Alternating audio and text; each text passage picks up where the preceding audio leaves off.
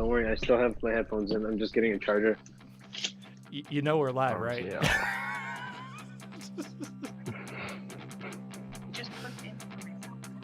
Took the platform. Jesus.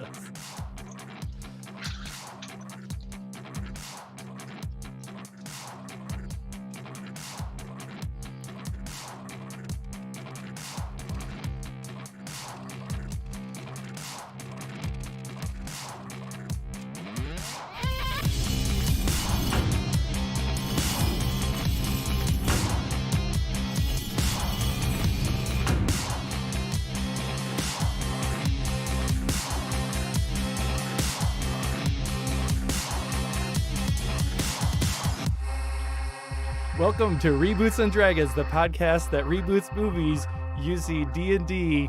With me, because he's not paying attention, our DM, Adam Hynos. You could continue your hosting duties. I was ready to go. You were looking. I was like... I saw it, and you... Okay, well, whatever. Hi, everybody. I am the new DM for today. With me today, I got Cody Johnson, Xander, and Bill without a camera again. That is correct. Glad to be back. So, little disclaimer before we start. We understand that there's some craziness going on in the world. We do stand in solidarity with, the protesters. I don't know how we all feel about the looting and all that and stuff, but we scheduled Violence this game. is never the answer. Yeah, we scheduled this game 2 weeks ago, and we decided as a group to go forward, maybe bring some positivity into the world, because we sure could use it with everything going on. Today we're going to be doing a heist film, and these guys don't know what it is yet. I don't know if you guys want to just take a random shot in the dark and take a couple guesses before I start playing sound effects that will completely give it away. What do you guys think it is? Heist. No, it's not. I'm the only one to do something that obvious. My best friend said, "Oh, it's probably the Italian Job." Which I was joking with them earlier that I said instead of mini, like the Mini Coopers, we should get mini ponies. Yeah, no, it's not the Italian Job. I thought the obvious choice was Ocean's 11, the way you described it, but I have a feeling it's not. No, it's not. Then it's Snatch because of the hat. Can you give us a decade? Can I give you a decade? Yeah, is this like The Sting or what, like something that era? 2010. 2010. What was happening in 2010? Catch Me If You Can or something like that? I don't know. Reindeer Games? Oh, that would be funny. Reindeer Games, didn't it come out in like 98? Could have. I have no idea. No clue. Time from 1990, probably 1998 through like 2014 is just one condensed period of time for me in terms of my memory. Yeah. The Thomas Crown Affair. No, Nope. That's random. At this point, I don't know. I guess you got me. The funny thing is, and I'm gonna play it after episode 0, is if you guys have been following the video portion or the Stitcher podcast version, what the movie was revealed in the podcast. So I will play the clip where Cody actually says the movie title. So I didn't straight up say we're doing that as a movie. I mentioned it in the last one, and you thought that would be a fun one. Is that what you're saying? No, we'll get to it. I mean, okay. We'll get to it. But so episode 0, we're gonna meet everybody's characters. essentially the plot is going to start out, and it's not in the movie, but this is just going to be like, so it's a heist film, and everybody's character, you guys know each other from doing jobs. In the past, you guys became a very elite crew in the underground of the criminal world. Um, you guys look to Cody as your leader. His name is Maz. He's a changeling warlock. And he got he started working for a new employer, which you will find out later the name of. And they gave him a job that he couldn't refuse. So he is now going to go and find you guys scattered throughout the world of our fucked up little universe that we play in. And yeah, so Cody, go ahead if you want to introduce yourself, your character. Give us like a little snapshot of your backstory. If you want to read it word for word, that's up to you. No, I'm not going to do that. It's long. I will. I'm actually going to put, like everyone wrote a little bit of a backstory. I'm going to post those with the episode 0 when it comes out on iTunes and all that. But yeah, my guy is Mas, so changelings. I just learned all about them, so I'm going to regurgitate everything from the book. Changelings don't have like a set name for that person. They have personas, and they can have multiple personas and stuff like that. But Mas is this changeling's persona after a life of crime. He was pretty much a slave until he went to jail for like 5 years. And when he was in jail, he met his first patron who helped him escape from jail. And from that point on, he developed this persona of Mas, who everyone else here knows. This is his freedom persona, where everything before that, and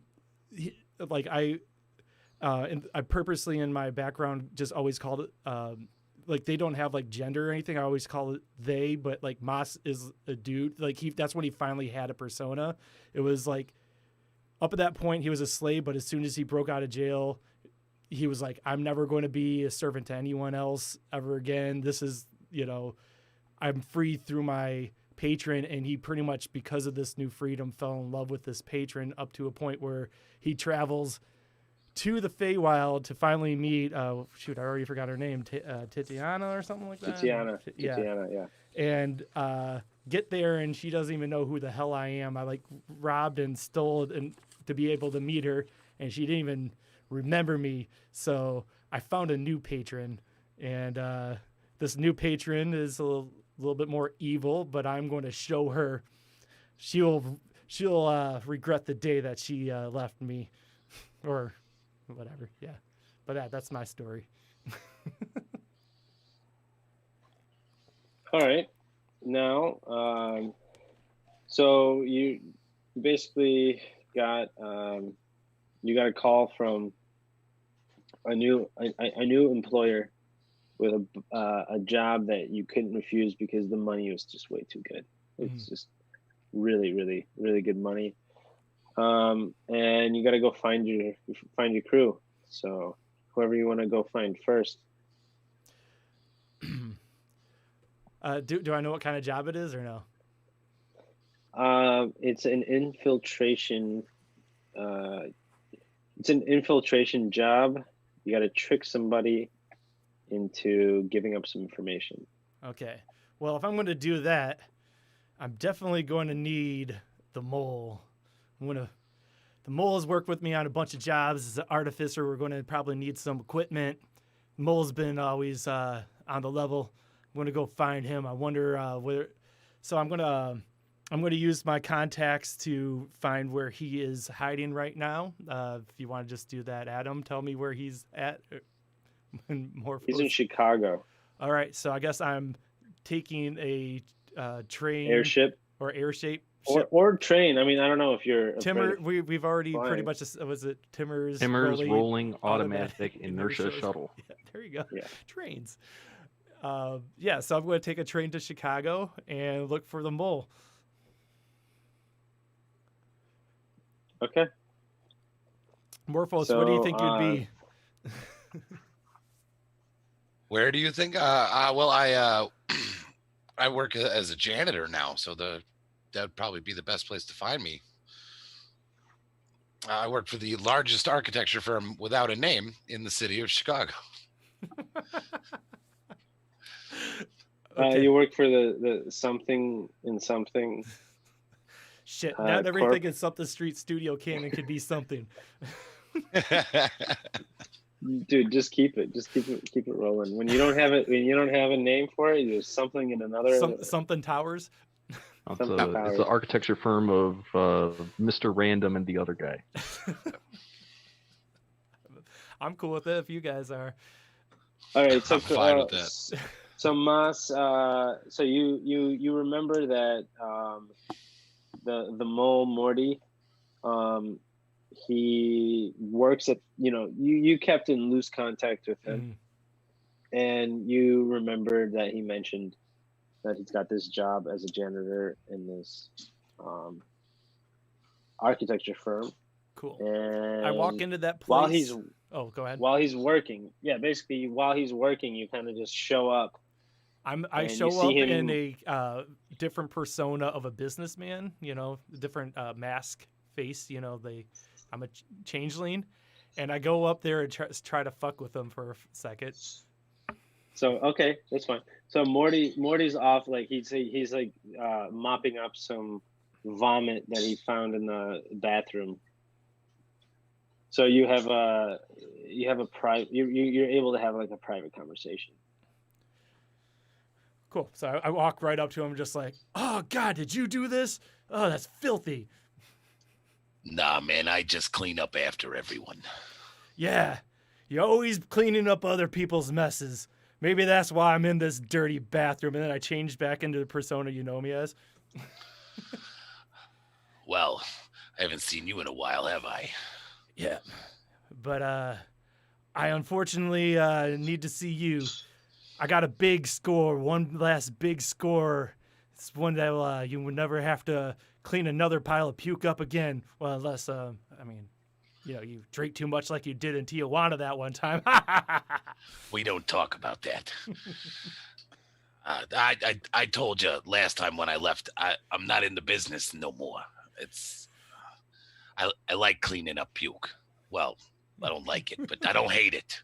And it's not going to land me in jail. If we do this score, we can buy our own jail. Morty kind of looks down at the timepiece and goes, "You know how many times I've heard this speech from you?" 3. Well, 4, but one was in Tijuana, and we don't talk about that. I honestly don't remember. But you remember me puking everywhere. All right. Well, yeah, it was all over my shoes. Those were expensive shoes. It's your fault for buying expensive shoes in Mexico. What do you... That is a very good point. I'll tell you what. Out of respect for our long-standing friendship, I'll meet you after work for a drink. But right now, I got to clean up this puke. All right, cool. Do you want to do a scene there? All right, no, I mean, yeah, if you guys want to RP meeting up at the bar later. I guess it might be a little difficult because I can't really reveal exact details, but you also aren't gonna know exact details either. Because I don't know. Okay, I'm just gonna say this, like, listen, man, I understand you want to be on the. We're at a bar now. Yeah. I figure we got like a we're back in the corner with all the shadows. Yeah, we've already had a couple drinks, and I tell you about my exploits, and you tell me about your awesome new job at this architectural firm. It's like I always knew you'd get into architecture. You were always our blueprints, man. You knew how to get into every vent, every elevator shaft. I've never once had to worry about a plan. That's why I need a guy like you, man. This is a guy like you, guy like me, 1 or 2 more guys, man. We'll be in and out. We'll be in Tijuana, blackout drunk. You're paying someone else to clean up puke this time. I only took that job because I fixed all the blueprints at night. I mean, that makes perfect sense. All right. Well, what's the job? Well, it is ... and he will tell us later. I don't know how to fake this. So what it It's is? a little difficult. It's basically one of So those. there's- It's one so of those there's like the you Met- start describing it. So there's And then the it just Met goes Ball silent. in New York, and we're going to steal a dress. I forget what it was. It was Ocean's 8 plot. It was something like that. All right, you guys are stealing the Declaration of Independence. Oh No, I'm no kidding. way! I'm kidding. No, I'm kidding. Number one, I was You going to got be me like, going well, there we're going to for a hold on to second. this till 3.5 because all Nicolas Cage movies are in 3.5. Right. That's the only reason I didn't guess Gone in 60 Seconds, by the way. So many Nicolas Cage movies in our future. So New York. Despite my voice, I've always wanted to go to New York. I've never been there. Yes, and for the record, I am not sure if it's in New York, but we'll come back to No. that. Here, I got high charisma if you want me to roll for it. Yeah, I mean, like, he's tempted to join you because of the long-standing friendship and all of that, but he's really comfortable in the life that he's got now. And he's got a bunch of side hustles that he's worked out at the architecture firm, and so like Gotcha. he's not in a bad spot, but the allure is still there. You just got to push him over the edge. Okay. How about this? So, what is it that you really want with this architecture firm? Is your end goal to have your own, or are you just trying to figure out something with them? It's because I want to have my hand in every building that's been built in this city. I want my name somewhere on it, even if it's in the fine print. I tell you what, if you do this job with me, not only do you get your share, but I owe you one. And I'm a man of my word. I will get you any building you need, and I will. All right, last time. I know Like I say said, that every time. This is the last one. With this, I'll probably be bored in 5 years to do one just for fun, but this is the score to end all scores. All right.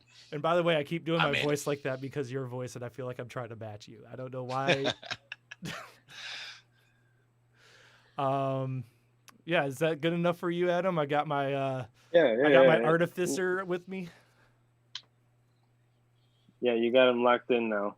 Yeah. So Also, you're for good. the listener at home, part of the reason I wanted to do episode zeros is to actually tell people he's an artificer, but we also should say he's a forest gnome. We never mentioned that. I'm a changeling. Yeah, forest gnome. if you want, Xander, go ahead and give a little bit of your backstory.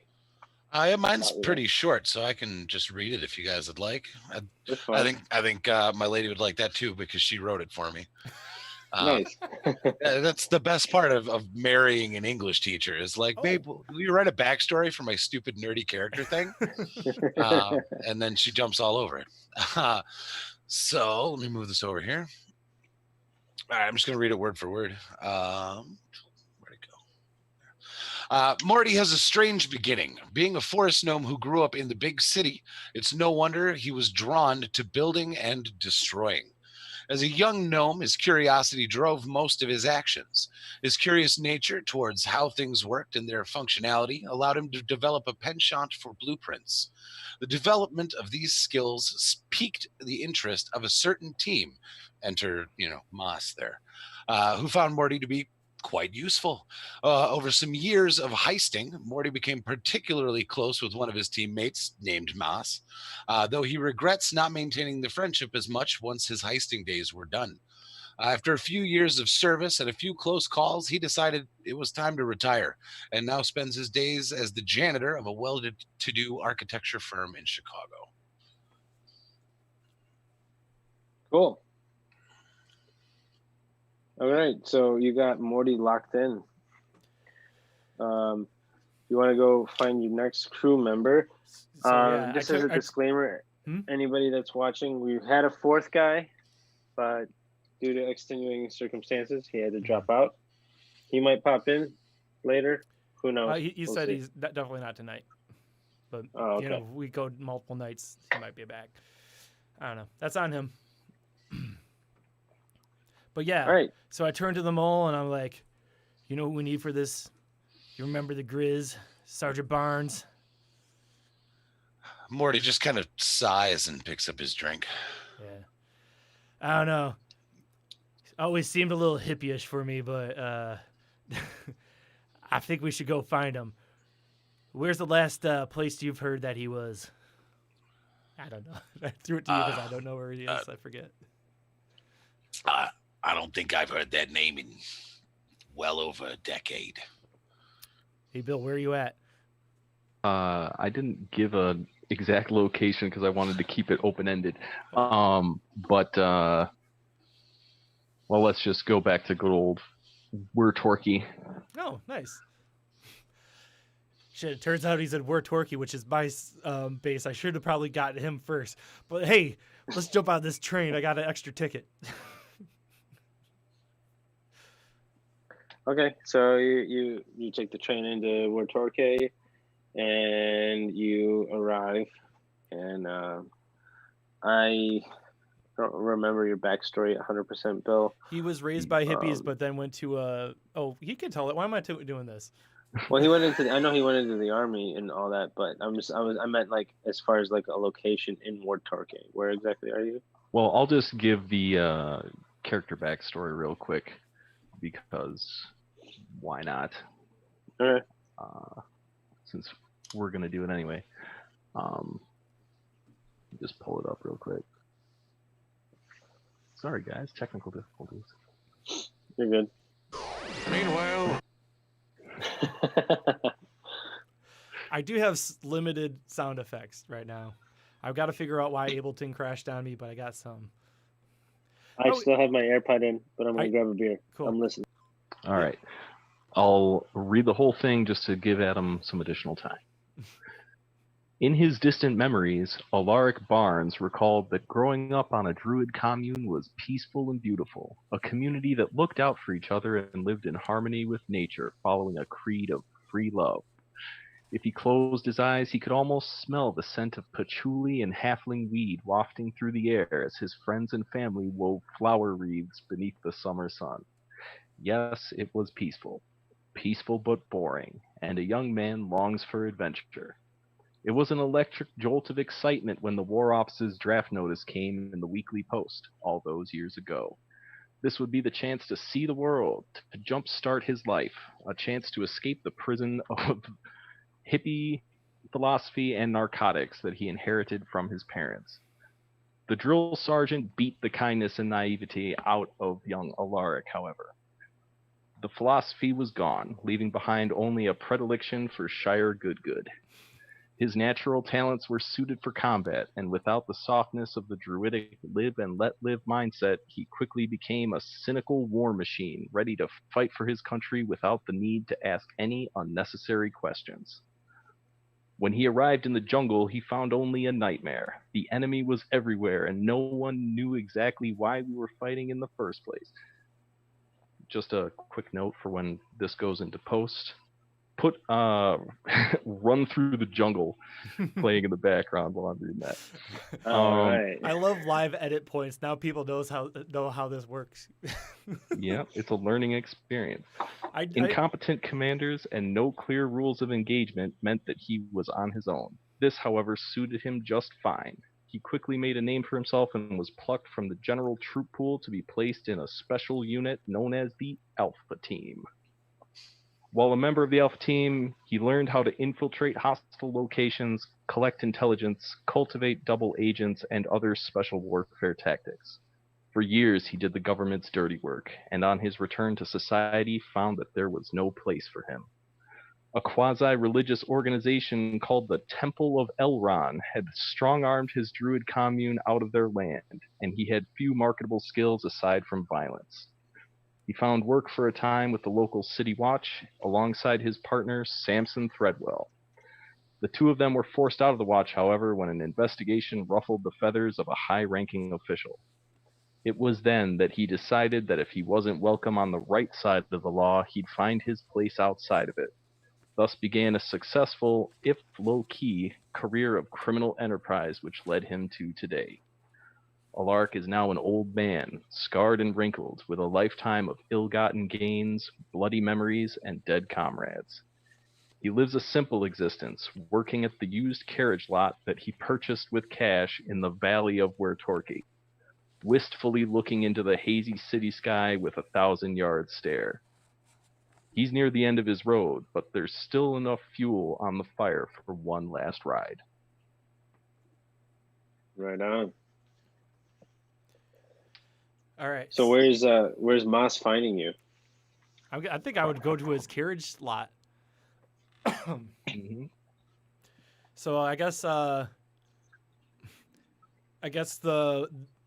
mole and I will just stroll up to you and be like, "Hi, we would like to purchase a carriage to carry as much loot as you've ever imagined." Zolark turns around to face you, and it just, is so wrapped up in the helter-skelter world of used carriage sales that he doesn't recognize you immediately and says, "Well, how much loot are we talking?" Do you remember that scored back in Fresno? He's gonna squint his eyes, try and look at you with his good one, and say, "Moss, is that you? Never thought I'd see your face again. I thought we agreed we were never going to talk about Fresno ever again." He brought up Tijuana too. Classic him. Sorry, buddy. But yeah, you remember that job? I got one way bigger. I'm talking Fresno times 10.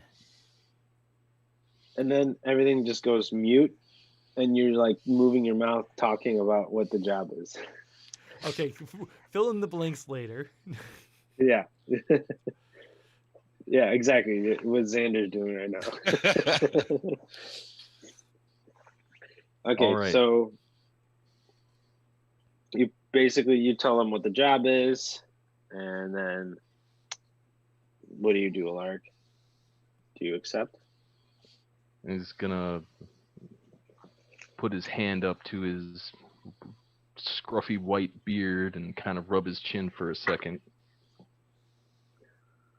And he'll say, "All right, you son of a bitch, I'm in." Yeah, and then I do something that I wouldn't do in real life because of social distancing. I reach out, grab his hand, like, yeah, getting the crew back together. And then there's like montage theme music over it. We all slow motion walk off the used carriage lot, and the theme music is playing in the background. Perfect. Okay, so now you have your crew, Moss. Everyone's introduced themselves to each other, and you head out to the location that I will mention next episode. Are you going to just make us wait until next episode to know what the freaking movie is, or are you going to give us a clue to marinate in the break? I mean, you can at least tell us the city location. I mean, we're about to find out in 2 minutes. Kyoto.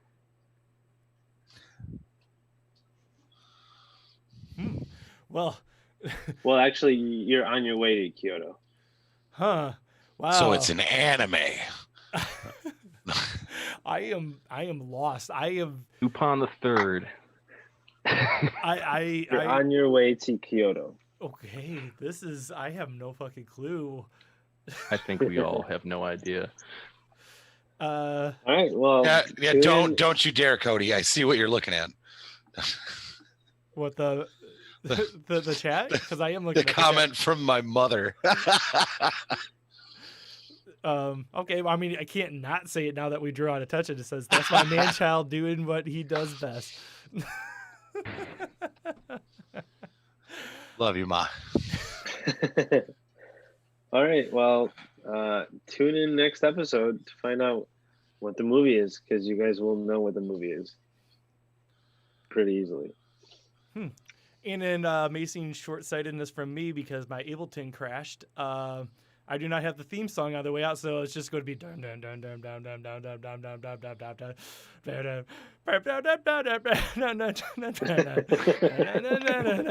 You're doing it. I think you should make this the permanent one. Boom, boom, boom. Reboots and Dragons, a Something Street Studios production.